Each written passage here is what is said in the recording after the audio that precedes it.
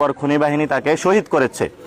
তো আমরা প্রতিনিয়ত দেখছি ভারতীয় যারা আছে তাদের বাংলাদেশের মানুষের উপরে অত্যাচার চালাচ্ছে এবং সেখানে মাদক সরবরাহ করছে যুব সমাজকে নষ্ট করার জন্য।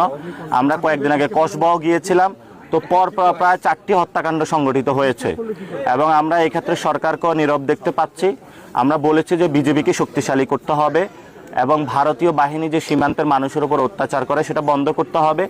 সাথে সাথে তারা যে যুব সমাজকে নষ্টের জন্য মাদক ইয়াবা দিয়ে তারা চোরাচালান করতেছে সেগুলো বন্ধ করতে হবে। সাথে সাথে সীমান্তের যে মানুষগুলো রয়েছে যারা শহীদ হয়েছে সেই ফ্যামিলিকে সরকারের থেকে ক্ষতিপূরণ দিতে হবে। এবং ওনার বাবা বলেছে যে তাকে হলো মাছ ধরতে গিয়েছে, তার সন্তানকে হত্যা করেছে। বিজেপি যে প্রেস রিলিজ দিয়েছে সেই প্রেস রিলিজে হলো ভারতীয় বয়ান তারা উল্লেখ করেছে। আমরা মনে করি যে বাংলাদেশের কোনো মানুষ চোরাচালান করতে পারে না, বাংলাদেশের সকল মানুষ অত্যাচার নির্যাতনের শিকার।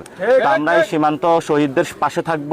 আমরা যদি সরকার গঠন করতে পারি এই মানুষগুলোর হলো বাড়িঘর নির্মাণ করে দেব, তাদের জন্য আমরা